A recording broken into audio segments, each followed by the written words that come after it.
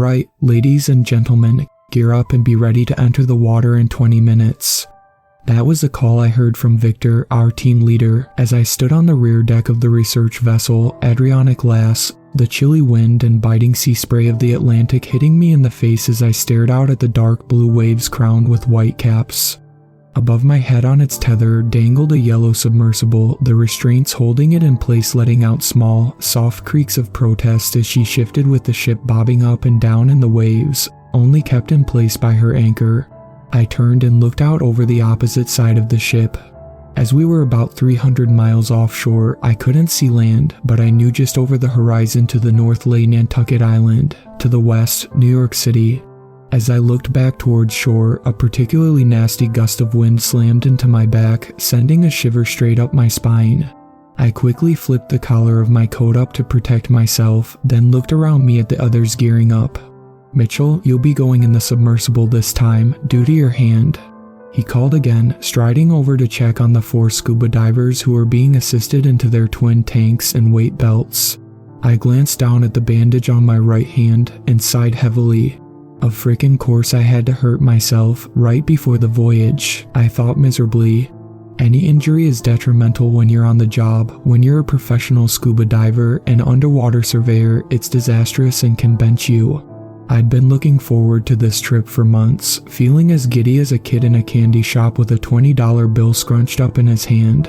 But when I distractedly looked up from fetching a late-night snack due to my wife, I'd ended up with my hand slammed in the door of our vintage refrigerator. I'd despaired that I'd be forced to just stay topside, letting the others have the adventure I'd waited for almost a year. But luckily for me, Victor knew how badly I wanted to go, and so I convinced Jake, our resident submersible pilot, to swap out for me, at least on the first dive. The submersible, nicknamed the Halibut by the crew, lowered down until it sat on the deck, allowing me to, rather delicately, climb up and slide into the single-man cockpit. To say it was a cramped space would be understating it. You barely had room to breathe in this thing with all the gauges and pipes everywhere. It was a place that, if you had claustrophobia, would have been more or less hell. I heard someone else climb up the side and turned my face up to find Jake's smiling face staring down at me as he began to pull the overhead hatch closed. "Don't have too much fun down there," he called to me. "Remember to save a little bit for me." I laughed. "Don't worry, bro, I'll make sure to let you at least get the first look at the rusting propellers." He laughed at my quip, quickly flipping me the bird in a good-natured manner before closing the hatch and sealing it. Shaking my head and still chuckling to myself, I slipped into the seat and buckled myself in as I felt the winch begin to lift me off the deck. I felt a slight sense of discomfort as it rocked back and forth, watching the deck slide away under me and be replaced by the waves. Then it began to be lowered into the ocean. The rocking intensified as the halibut bobbed up and down in the waves like a cork, and I took a deep breath, fighting off the slight feeling of seasickness which had begun to creep up on me like a predator. 2 safety divers swam over to me, unhooking the submersible from its tether and making final checks to be sure the outer hull was in safe condition. One of them formed his hand into the OK sign, signaling that I was good to go, and I mirrored his gesture as I slipped on my headset. "Halibut to control, all final checks have been made. We are ready for descent," I said into the mic. A short crackle of static filled my headset, and then I heard Victor's voice greet my ears. "Halibut, this is control. You are go for descent. Enjoy the trip." "Copy that," I replied, then reached out and pulled a handle to my right. The sound of the submersible's ballast tanks emptying filled my ears, and with a last look at the cloudy sky over my head, I slipped below the waves. Instantly, the dizzy feeling left me, and I felt a growing sensation of being happy flow through me. I'm home. Ever since I'd been a child, I'd been in love with the ocean, and I'd felt more at home when I was in it, and especially underwater, than I did on land. It was why I'd worked to get my oceanography degree from Florida State, and then spent another couple years getting certified for deep water diving, both as a submersible pilot and a diver. I'd excelled at my studies so greatly that a private research and surveying corporation, which I won't name, hired me as soon as I graduated. I spent years diving on shipwrecks and other archaeological sites. By the age of 33, I'd already visited the wrecks of the Titanic, the Lusitania, and countless others. But the wreck I was heading to now had been one of the ones I looked forward to the most. fast. I looked at the depth gauge near the small porthole window to the outside. Passing 50 feet, I said into my mic. Only about 200 feet to go, I thought. The light had already begun to fade from the surrounding ocean, and I felt a small pang of excitement and fear shoot through me. Some people may find venturing into the depths of the ocean where little to no light can reach utterly terrifying. For me, it was an adventure I looked forward to every time. I loved seeing the deep ocean creatures swimming past my window, loved the sounds of being far down. Because sound travels farther in water than air, you can hear the call of a whale hundreds of miles away, and the sound is equal parts haunting and beautiful. And, contrary to popular belief, underwater is not silent, especially in a submersible. You can hear the sound of the current rushing by outside quite often. It almost sounds like what I imagine the winds on another planet to be like to hear. I tapped the mic. Victor, you mind if I put on some music to keep myself company while I head down? There was another burst of static. No problem at all, Mitch, I heard him say. Just don't play it so loud you can't hear me. The divers are in the water and they'll be beginning their descent in 10 minutes. I grinned. Copy that, I'll be waiting for them down there, I said, then turned to a small, wall-mounted yellow boom box to my right. As I watched the depth gauge pass 100 feet, I pulled a cracked CD case from under the seat and dropped the disc into the player. A few moments later, the small cabin was filled with the husky, seductive voice of Diana Dors as she began to sing Imagination. I leaned back into the seat, my smile widening. The golden age of Hollywood singer and actress was always my choice of soundtrack for my dives in the sub. I watched the gauges, then let my gaze flick over to a small, black and white photograph of what I'd be seeing shortly. The Andrea Doria. The ship had been my unicorn, the one I'd wanted to dive on and see ever since I'd been a child and learned about her and her sad fate. She'd been one of the more luxurious ocean liners in the Italian fleet, steaming back and forth from Europe to the US ever since she'd gone into service in 1953. That was, until the fateful day, on July 25, 1956, when, during a passage through a particularly thick fog bank, she'd collided with another ship, the Stockholm. The Swedish ocean liner had been badly injured, but still managed to make it back to New York Harbor. The Andrea Doria, however, hadn't been so lucky, having been struck at a 90-degree angle and in a way which penetrated her fuel tanks and caused her watertight compartment system to fail. She'd listed severely to one side, and the following morning, she'd floundered and slipped below the waves, all while being filmed and photographed by planes flying overhead. The accident claimed the lives of 51 people, 46 on the Andrea Doria and 5 aboard the Stockholm. It had been the deadliest maritime accident since the Titanic. I thought about this as I listened to the music, Diana's voice shifting into roller coaster blues. It always gave me a bit of an eerie feeling, knowing I was going to a place which, for many, had been where their lives had been snuffed out.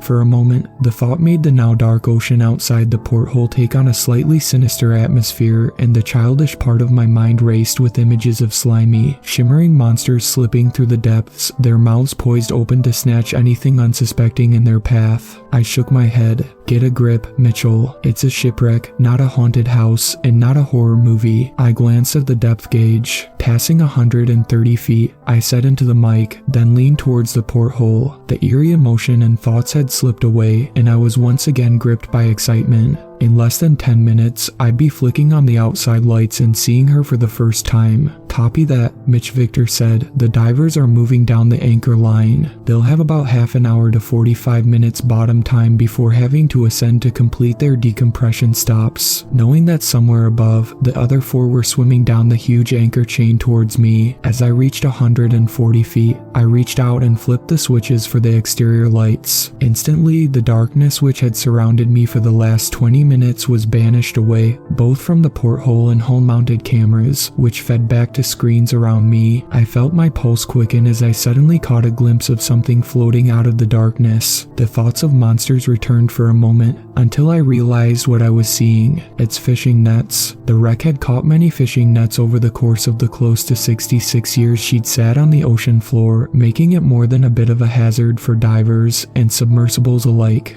The wreck had already claimed the lives of multiple scuba divers over the years for that exact reason. It suddenly dawned on me that it meant I had to be almost directly on top of the wreck, a very dangerous place for me to be. Cursing softly to myself, I gripped the joystick with a slightly sweaty hand and maneuvered the halibut about 100 feet to the left, turning it to face where I'd come from, and I finally saw, with my own eyes, what I'd waited to see for decades. Holy shit, I breathed out softly. I'd been right to move when I had.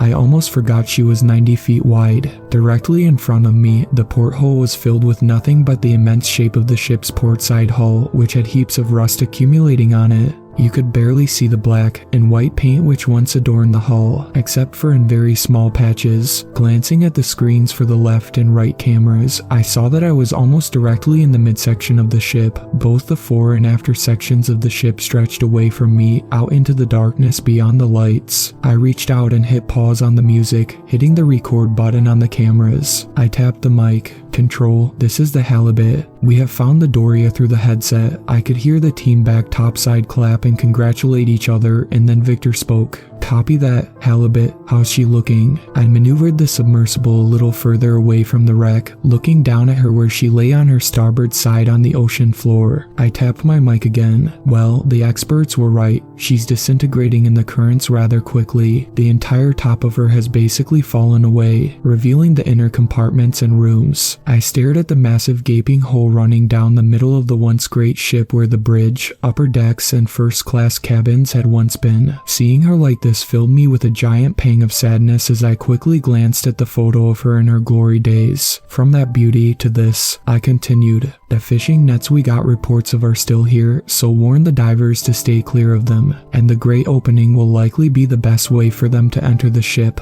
There was a larger burst of static as I felt a rather strong gust of ocean current hit the sub, jostling it slightly, the rushing sound of cold water likely coming from the Labrador current past me. Copy that, we'll pass the message along, Victor said, but I wasn't listening any longer. My eyes were fixated on a camera pointed down and to the left, facing into the interior of the ship. Out of the corner of my eye, I'd caught the glimpse of something darting across the screen, something I hadn't been able to see properly. All I knew was that it had been extremely fast. What the hell was that? I kept staring at the screen, waiting to see if it would show up again. Mitch, everything all right? I started as Victor's voice filled my ears again, knocking me out of the almost trance-like state I'd fallen into. Yeah, sorry about that, Vic. I copy your last, I said, my voice trailing off. You sure? His voice held a slightly concerned tone. I debated for a moment not telling him what I'd seen, then decided to come clean. Keeping secrets down here could cost both myself and the divers soon to arrive their lives. Yeah, just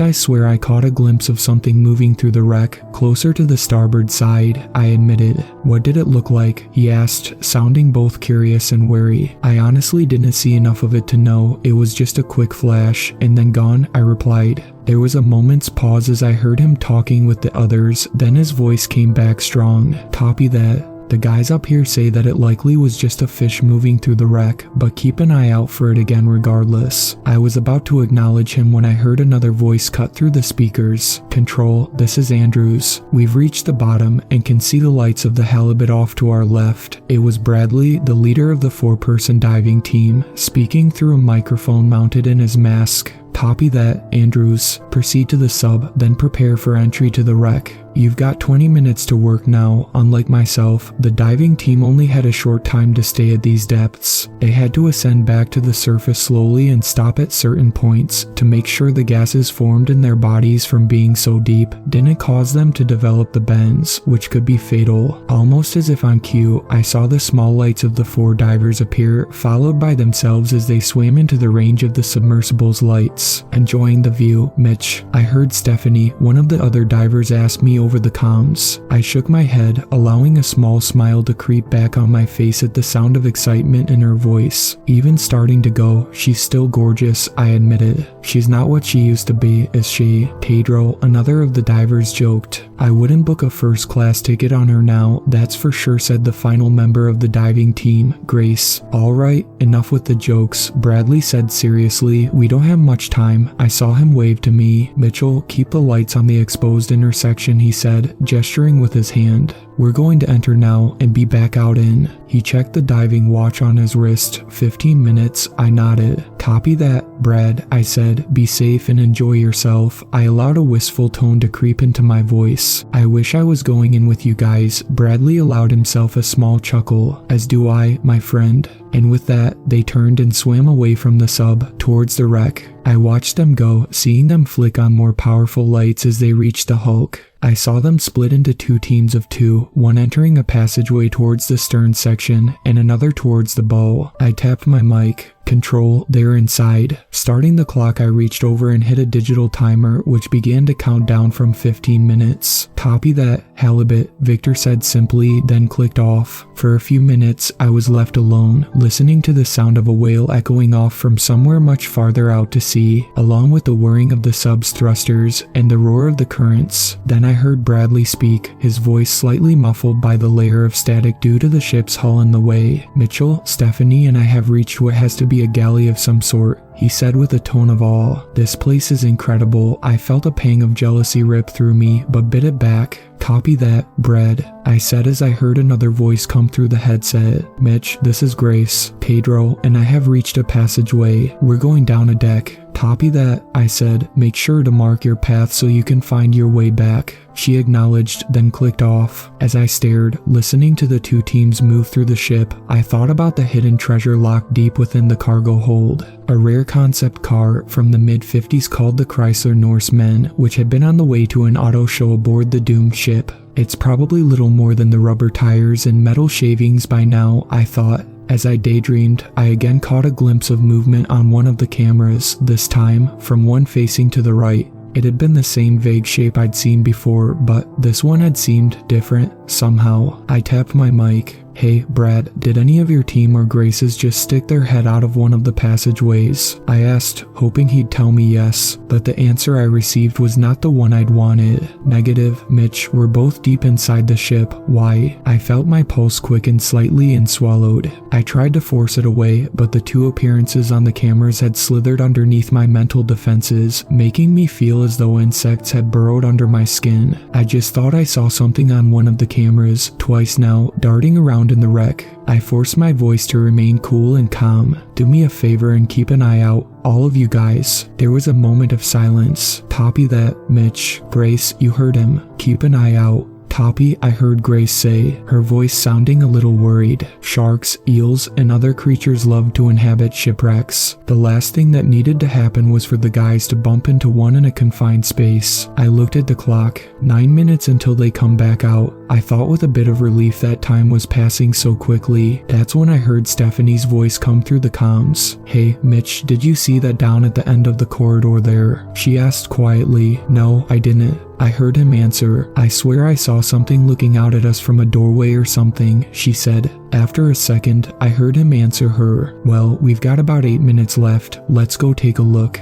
Before I could tell them to be careful, I heard Pedro speak. Hey, Grace, take a look over there. I heard him exclaim. I saw it. I heard her say, what the hell was it? A chill crashed over me as if the hatch above me had opened and allowed the ocean to rush in. They were both seeing something in there. Something wasn't right. All my instincts were telling me so. I tapped my mic. Control, this is the halibut. Both Brad and Grace's teams are seeing something in the ship, but are unable to make out what it is. I couldn't help a small shake in my voice. Victor, something isn't copacetic here. I'm recommending pulling them all out and head for the surface. There was a huge burst of static, louder and longer than I'd heard before. I thought I heard Victor's voice somewhere within it, but after a moment, it dropped out completely, leaving only silence. I pulled off the headphones and stared at them, running my hands down the wire to make sure I hadn't accidentally unplugged them. What the hell is going on? We're only 220 feet down. This hasn't failed us, even when we were 2.5 miles underwater. As I fumbled with the headset, I froze as a sensation fell over me. It was the feeling of being watched, and in a one-man submersible over 200 feet in the dark ocean, it was one that I'd never experienced before. I forced my eyes over to the small porthole, half expecting to see a giant eye pressing against the glass. Nothing was there, but the feeling remained, filling me with a sense of dread I'd never had when diving before. I had begun to put the headset back on when a sound blared out. causing me to let out a short yell. It was the boombox. Somehow, the music had begun to play again, only now it was playing out of more than just the stereo speakers. We'd wired it to play out of an underwater speaker mounted on top of the submersible for when doing more shallow water dives, to give the divers something to listen to while working, though we always kept it shut off during deep ocean dives. Now, though, it had turned on, and the music was blasting out into the ocean, along with inside the sub.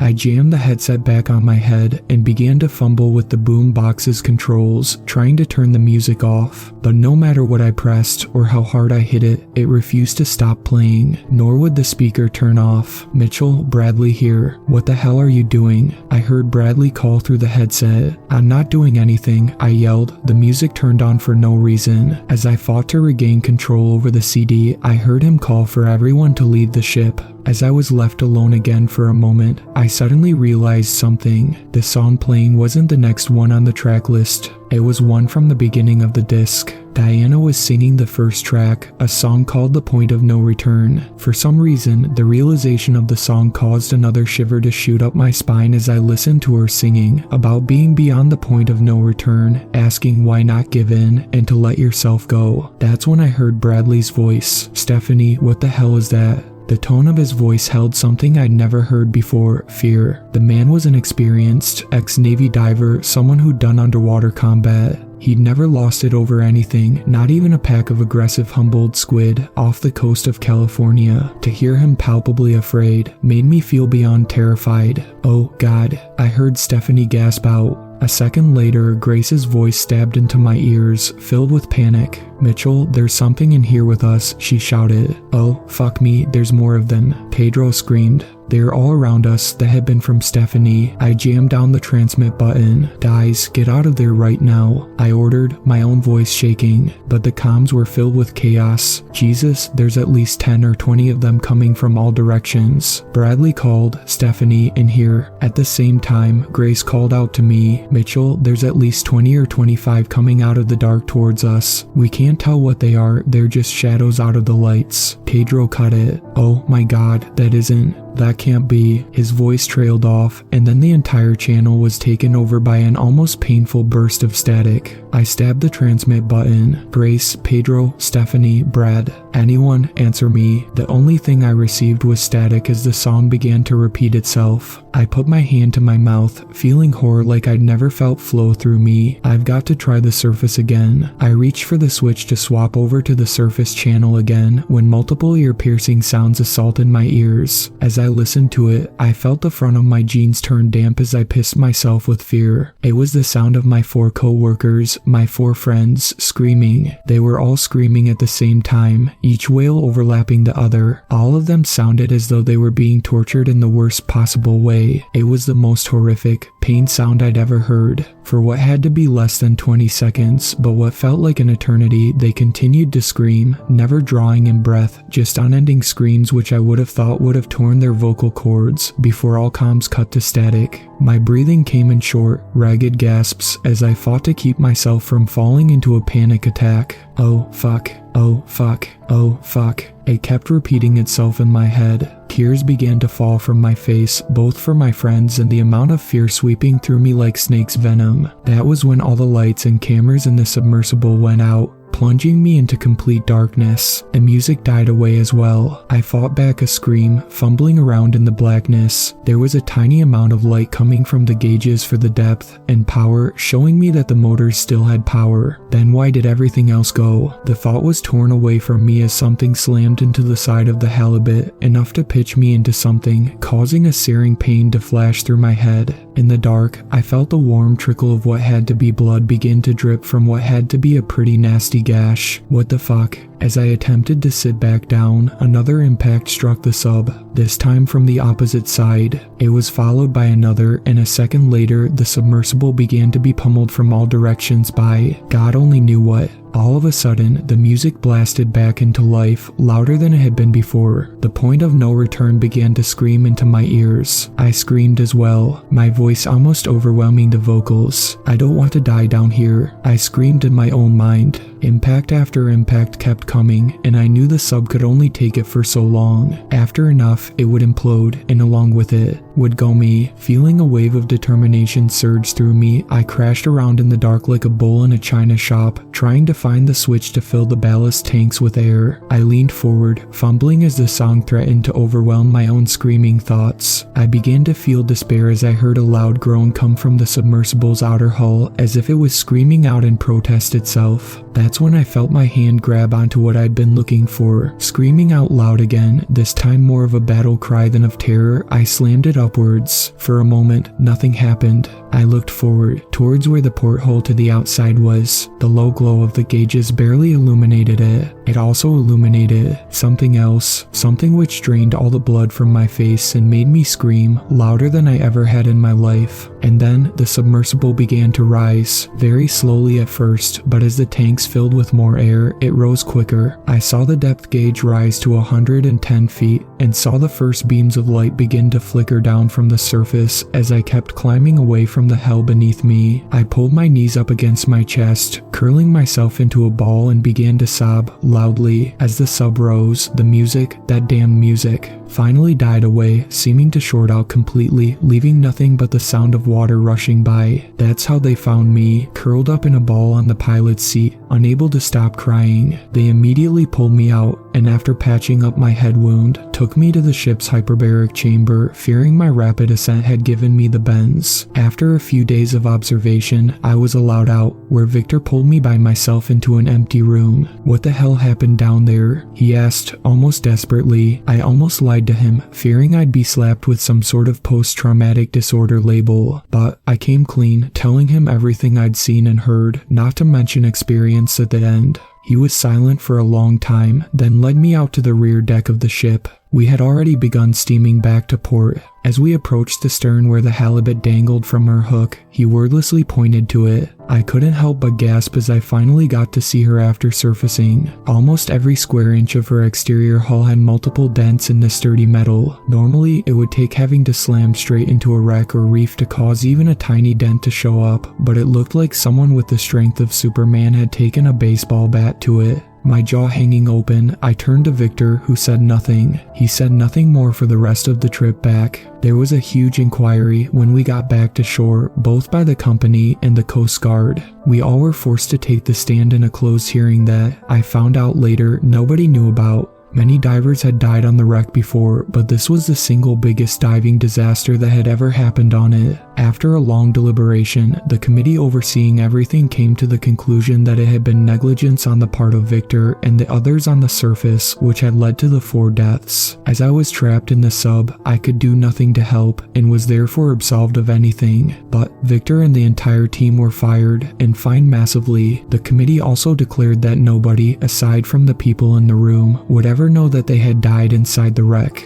They gave some asinine excuse as to why, which I didn't pay too much attention to. The families of the 4 were told they had died on another diving expedition and that their bodies were too deep to be recovered. We were all forced to sign a metric fuck ton of non-disclosure agreements, warning of jail time if we ever attempted to tell the press or anyone else, which I'm breaking by posting this here. I honestly couldn't give a damn at this point. Anyways, I immediately quit my job with the company as soon as it all ended. They gave me a nice parting bonus, saying it was for years of loyal service. I knew it was actually hush money. I can't even look at the ocean now without feeling as though I'm going to begin screaming my head off. And my dreams are constantly plagued with nightmares, always going back to that tiny, cramped space, hearing my friends scream somewhere inside the wreck, hearing that damned song repeating itself, almost like it had been a message, and seeing what I had through the porthole in the dim light. Listen, I'm posting this both to finally share what happened to them, to me, and to give you a warning, especially to scuba divers and other researchers. You need to stay away from the wreck of the Andrea Doria. Everyone does. It's not safe. Let it rust and rot away until it's nothing more than a pile of metal lying on the seabed. And even then, stay far away, because the ship still has occupants, and I think that the divers who have lost their lives over the years didn't just drown in the nets or get lost inside. Not all of them, at least. Why do I think that? because of what I saw out of that porthole, pressed up against the glass, something which was worse than any sea monster I could have seen, something that causes me to constantly wake up screaming in the middle of the night. I saw a hand, a human hand.